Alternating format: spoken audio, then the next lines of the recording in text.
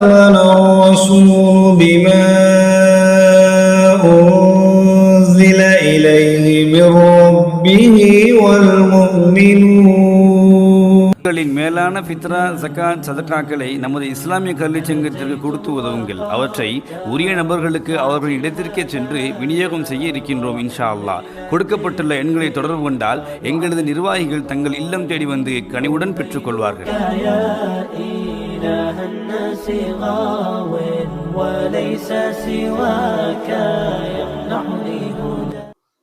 அஸ்ஸலாமு அலைக்கும் வரஹ்மத்துல்லாஹி வபரகாத்துஹு.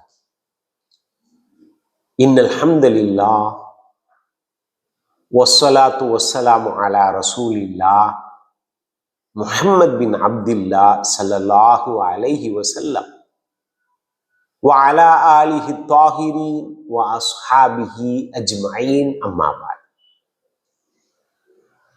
அன்பிற்கினிய சகோதரர்களே, புனிதமிகு ரமதானின் பகல் பொழுதில் நோன்பு வைத்தும் இரவு பொழுதுகளில் நின்று வணங்கி நன்மைகளை சம்பாதிக்க துடிக்கும் முஸ்லிம்களே, உங்கள் மீது அந்த ரப்புல் ஆலமீனுடைய மாபெரும் அருள் என்றென்றும் பொழியட்டும் என்ற பிரார்த்தனையோடு நாம் கடந்த சில நாட்களாக இஸ்லாம் கூறும் உளவியல் என்ற அடிப்படையில் பல்வேறு தகவல்களை பார்த்தும் கேட்டும் வருகிறோம். அதிலே ஒருவருக்கு மனச்சிக்கல்கள் தோன்றுவதற்கு பல்வேறு காரணங்கள் இருப்பினும் அவைகளை 2 பகுதிகளாக பிரித்து, பாதிப்புகள், இரண்டாவது பகுதி தீய எண்ணங்கள், அதனால் உருவாகிற செயல்பாடுகள் என்பது குறித்து பேசி வருகிறோம். பாதிப்புகளில் முதன்மையாக உள்ள பாதிப்பாக நோய்கள் குறித்த பார்வையை பார்த்து வருகிறோம். அதிலே நோயாளிகள், நோய் வந்தால் அவைகளை எப்படி, நோயை பற்றி உண்டான நம்முடைய பார்வை எப்படி இருக்க வேண்டும், அதுபோன்று சிகிச்சை எப்படி பெற வேண்டும் என்பது குறித்தும் பார்த்திருக்கிறோம். இன்று நாம் மிக முக்கியமான ஒரு விஷயத்தை பார்க்கவிருக்கிறோம். அது என்னவெனில், அந்த நோயாளிகளை கவனித்துக் கொள்பவர்கள். நோயாளிக்கும் பொறுமை அவசியம், அவரும் அவசரப்படக்கூடாது. சிக்கல் என்னவென்றால், நோயினுடைய வலி காரணமாக அல்லது பிரச்சனைகள் காரணமாக நோயாளிக்கு கோபமோ அல்லது மனஸ்தாபமோ அல்லது தடித்த வார்த்தைகளோ வெளியே வந்துடும். இது அவங்கள கவனிச்சுக்கிறாங்கல்ல, அவங்க அதை பெருசு பண்ணாம அதை என்ன பண்ணன்னு கேட்டீங்கன்னா, அதை பொறுத்து, பாவம் அவர் வழியில கத்துறார், வழியில பேசுறார், நல்ல மனுஷன்தான், அவர் என்ன பண்ணுவார் அப்படிங்கிற ரீதியாக அதை எடுத்துக்கொண்டால், நீங்க அவர் ஏதாவது சொல்லும் பொழுது நீங்க அதுக்கு பதிலுக்கு பதில் பேசினீர்கள் என்றால் அல்லது அவரை திட்டினீர்கள் என்றால் அது அவரை ரொம்ப பாதிச்சுப்படும். என்னை கவனிக்கிறதுக்கு யாருமே இல்லையே அப்படிங்கிற முடிவுக்கு போயிடுவார். அந்த முடிவுக்கு வந்து விட்டால் அவரை காப்பாற்றுவது பெரும் சிரமமா போகும். அதனால அவர்களை பராமரிப்பவர்களுக்கு பொறுமை அவசியம். மீண்டும் சொல்கிறேன், அந்த நோயாளிகளுக்கும் பொறுமை அவசியம். கரெக்டா இருக்கணும், எந்த விதமான சிக்கல் வந்துடக்கூடாது, மற்றவங்க பாதிப்படைஞ்சிடக்கூடாது, நமக்காக வேண்டி இப்படி பாடுபடுறாங்களே அப்படிங்கிற எண்ணம் வரணும். அதெல்லாம் மீறி வரும் நோயாளிக்கு, அதெல்லாம் மீறி வரும். இது உண்மைதான், இது மீறி வரும். கொஞ்ச நேரம் அந்த வழியில நிற்கும் போது ஒரு தைலத்தை தடவி விடலைன்னா, அந்த மாத்திரையை கொடுக்கலைன்னா உங்களுக்கு வருத்தம் வரும். அப்ப என்ன பண்ணணும், நம்ம தான் பொறுத்து போகணும். அவர்களை கவனித்துக் கொள்பவர்கள் தான் பொறுத்து போகணும். இதுக்கு ஒரு சின்ன வரலாற்று நிகழ்வை சொல்கிறேன் பாருங்கள். அய்யூப் அலைஹிஸ்ஸலாம், நேற்று பார்த்த அதே அய்யூப் அலைஹிஸ்ஸலாம் தான் என்றும். அய்யூப் அலைஹிஸ்ஸலாமுடைய வரலாறு இது போன்ற துன்பங்களிலே நோய்களால் பீடிக்கப்பட்டவர்களுடைய பிரச்சனைகளுக்கு அருமையான மருந்து. சூப்பர் அழகாக நமக்கு கற்றுத்தரும் எப்படி நடந்துக்கணுங்கிறத. பாருங்கள், ஒரு கட்டத்துல நான் நேற்றே சொன்னேன், அவர் வைத்திருந்த செல்வம் எல்லாம் கரைந்து போனது. அவருடைய உறவினர்கள் கைவிட்டு விட்டனர். அவருடைய வேலையாலாம் போயிட்டான், எல்லா பையனும் போயிட்டான். வத்தின கிணறுக்கு வத்தின குளத்துக்கு எந்த கொக்கும் வரப்போறது இல்லை. குளம் வத்துனா மீன் இருந்தா தான் வருவான், கொக்கு வரும், இல்லைன்னா வராது. இப்பொழுது அவர்களை கவனித்துக் கொள்கிறவர்கள் சுருங்கி போய்விட்டார்கள். 3 பேர் தான். ஒன்று அவருடைய மனைவி, இரண்டாவதாக அவருடைய 2 வேலையாள். அவங்க ரொம்ப நல்ல மனிதர்கள். இந்த வேலையாளுக்கும் ஒரு சம்பவம் இருக்கிறது, அது பின்னர் இன்னொரு இடத்திலே பார்ப்போம். இப்பொழுது அந்த மனைவிக்கும் நம்முடைய நபி அய்யூப் அலைஹிஸ்ஸலாம் அவர்களுக்கும் ஒரு மனஸ்தாபம் வந்திருக்கு.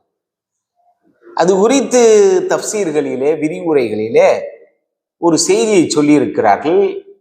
அதற்கு ஆதாரம் இருக்கிறதா என்று கேட்டால் ஆதாரம் நேரடியாக கிடைக்கவில்லை. ஆனால் இந்த வசனத்தை வைத்து சாதுனுடைய 38ஆம் அத்தியாயம் சாதுனுடைய 44வது வசனத்தை வைத்து ஓரளவு அதை சரிகண்டு கொள்ளலாம். அவ்வளவுதான். அது சரியா கரெக்டா சரியான ஆதாரமா அப்படின்னு கேட்டா சொல்ல முடியல, அதுக்கு ஆதாரங்கள் கிடைக்கவில்லை. ஆனால் இந்த வசனம் நமக்கு சுட்டி காட்டுகிற செய்தியை வைத்து அப்படி இருக்கலாம் அப்படின்னு உணர்ந்து கொள்ளலாம். என்னது அது? ரொம்ப வறுமையில போயிட்டாங்களா, இவங்களுக்கு சாப்பாடு கொடுக்கணும், தானும் சாப்பிட்டு கொள்ளணும். அந்த அம்மா பணிப்பெண்ணாக வீடுகளுக்கு சென்று பல்வேறு வேலைகளை பார்க்குறாங்க. பார்த்துட்டு அதுல கிடைக்கிற வருமானத்தை வைத்து தன்னுடைய குடும்பத்தை நடத்தி கொண்டிருக்கிறார்கள், தன்னுடைய கணவரை சமாளித்துக் கொண்டிருக்கிறார்கள். அவங்களுக்கு தேவையானதெல்லாம் பண்ணிக்கிட்டு இருக்காங்க. ஒரு நாள் எதுவும் கிடைக்கல போல, தன்னுடைய சடையை சௌரி முடி இருக்குல்ல, சௌரி முடிக்கு வித்துட்டாங்க. அந்த காசை வாங்கி கொண்டு வந்து என்ன பண்ணிட்டாங்கன்னு கேட்டீங்கன்னா, இவருக்கு சாப்பாடு வாங்கி கொடுக்குறாங்க, இவருக்கு தேவையானதை பண்றாங்க. இது அவருக்கு தெரிஞ்சு போச்சு அய்யூப் அலைஹிஸ்ஸலாத்துக்கு. அவர் கேட்கிறார், என்ன பண்ணி வச்சிருக்க நீ? நான் நல்லானா உன்னைய கம்பால பிரம்பால 100 அடி அடிப்பேன் பாரு அப்படின்ட்டார். அல்லாஹ் மேல சத்தியம்ட்டார், அல்லாஹ் மேல சத்தியம்ட்டார். இது தப்பு அப்படின்னு உணர்றாரு பின்னாடி, அதுவரையும் பார்ப்போம். இப்ப இந்த அம்மா இருக்காங்கல்ல, அவருடைய ஒய்ஃபு, மனைவி, அவங்க அதை எப்படி எடுத்துக்கிட்டாங்க தெரியுமா? ஒண்ணுமே சொல்லல. அது ஏதோ ஒரு இதுல நம்ம செஞ்சது தப்பு தான் இருந்தாலும், தப்பு தான், சில தப்புகள் நடக்கும். ஒரு நோயாளியை கவனித்துக் கொண்டிருக்கும் பொழுது, பராமரிக்கும் பொழுது சில தவறுகள் நடக்கும். அது அவங்களுக்கு பெரிய சிக்கலா இருக்கும். ஆனா அந்த அம்மா சரிவர நம்ம இப்படி செஞ்சும் இவர் இப்படி கோச்சுக்கிறாரே, ஒண்ணு நல்லா யோசிக்கணும். கோவிச்சுக்கிட்டவர், தன்னுடைய மனைவியோடு கோவிச்சுக்கிட்டவர் யார் தெரியுமா? ஒரு நபி. நபியே கோவிச்சுக்கிறாங்க. அவங்களுக்கு சூழல் தெரியாதா?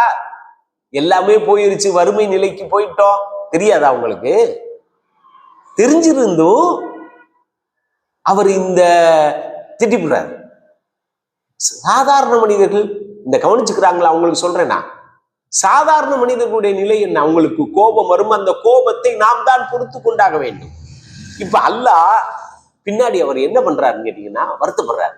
அய்யூப் அலைஹிஸ்ஸலாம் வருத்தப்படுறாங்க. அல்லாஹ் அவருக்கு அருள் செய்யட்டும். தான் செய்ததை தவறு என்று உணர்ந்து விட்டார். நம்ம இப்படி செஞ்சிருக்க கூடாது, அல்லாஹ் மேல சத்தியம் வேற பண்ணியிருக்க கூடாது அப்படின்னு சொல்லிட்டு அல்லாஹ்ட்ட முறையிடுறார். அப்ப அல்லாஹ் சொல்றான், இந்த நெற்கதிர்கள் போன்று இருக்கிறது அல்லவா கதிர்கள், அதுல ஒரு 100 பிடிச்சி ஒன்ன கட்டிக்க, அதை வைத்து உன்னுடைய மனைவியை அடி. வலா தஹ்னஸ், நம்ம கம்பால அடிக்கணும் அப்படின்னு சொல்லிவிட்டு இப்படி பண்றமே, நீ என்ன வருத்தப்படாத. இன்னா வஜதுனாஹு சாபிரன். அல்ல இதை பாருங்களேன், அவர் வருத்தப்பட்டு இப்படி செய்திருக்க கூடாது என்பதை வருந்துகிறார். அவர் பொறுமையாளராக நாம் பார்த்தோம். நிஅமல் அப்து சொல்றான் பாருங்க, அல்ல அவரை புகழ்றான் பாருங்க, நல்லடியார். இன்னஹு அவ்வாப், அவர் நம்மின் பக்கமே ஒதுங்கக்கூடியவராக, நம்மை சார்ந்தவராகவே அவர் இருந்தார். நம்மோடு நம்மை நெருங்கி நம்மை சார்ந்து இருக்க வேண்டும் என்று நினைத்தார். இந்த வசனம் எங்கே வருது தெரியுமா? 38ஆம் அத்தியாயம் சாதுனுடைய 44வது வசனம்.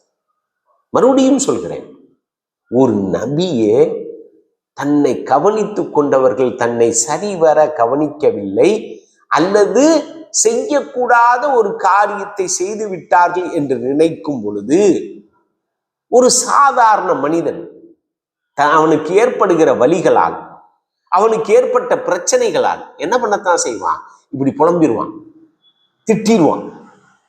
நாம் தான் பொறுத்து கொண்டாக வேண்டும். நாம் தான் அவரை மன்னித்து அவரை தேத்தி எடுக்கணும். ஒன்றும் பிரச்சனை இல்லை, விடுங்க விடுங்க, நான் தான் தப்பு பண்ணிட்டேன், இப்படி சொல்றதுனால குறைஞ்சு போயிட மாட்டோம். ஆகவே நோயாளிகளை கவனித்துக் கொள்பவர்களுக்கு ஒரு சிறிய வேண்டுகோள். அவர்கள் சில சந்தர்ப்பங்களில் தவறான வார்த்தைகளையோ அல்லது நடவடிக்கைகளிலோ ஈடுபடக்கூடும்.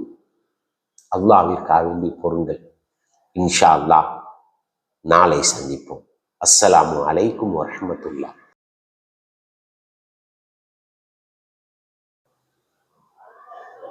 தொடர் 6க்கான கேள்வி. நபி அய்யூப் அலைஹிஸ்ஸலாம் செய்த சத்தியத்திற்கு பரிகாரம் என்ன செய்தார்கள்?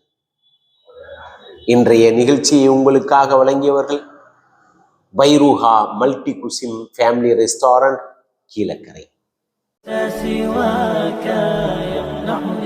உங்களின் மேலான ஃபித்ரா, ஜகாத், சதகாக்களை நமது இஸ்லாமிய கல்வி சங்கத்திற்கு கொடுத்து உதவுங்கள். அவற்றை உரிய நபர்களுக்கு அவர்களின் இடத்திற்கே சென்று விநியோகம் செய்ய இருக்கின்றோம் இன்ஷா அல்லாஹ். கொடுக்கப்பட்டுள்ள எண்களை தொடர்பு கொண்டால் எங்களது நிர்வாகிகள் தங்கள் இல்லம் தேடி வந்து கனிவுடன் பெற்றுக்கொள்வார்கள்.